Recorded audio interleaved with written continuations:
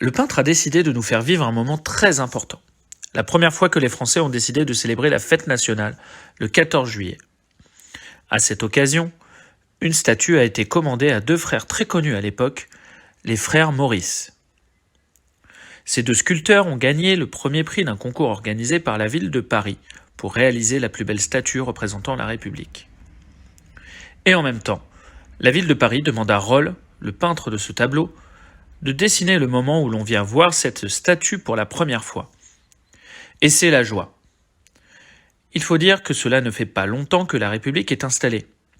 Après avoir réessayé les rois, une nouvelle révolution, 1848, et aussi un nouveau Napoléon, Napoléon III, les Français reviennent à la République, le 4 septembre 1870, après que la Prusse a battu la France pendant la guerre de 1870-1871.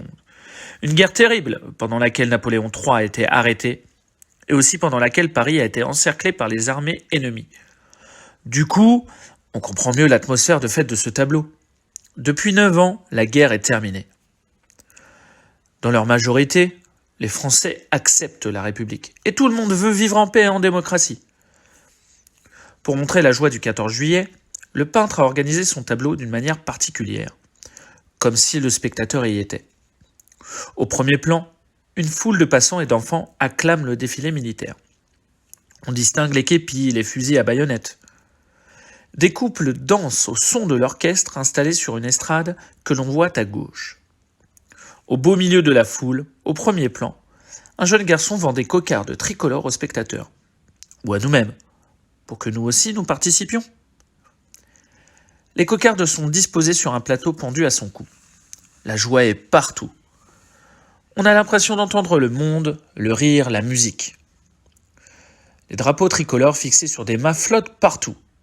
Et là, regardez bien, le peintre est représenté.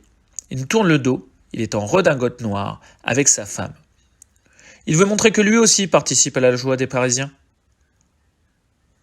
Au loin, la statue de la République se détache sur un ciel nuageux. On la distingue à peine et pourtant, par la place qu'elle occupe dans ce tableau, c'est elle le centre de la peinture. Une statue de Marianne, des cocardes, comme pendant la Révolution, des drapeaux tricolores. On retrouve là des symboles importants de la République.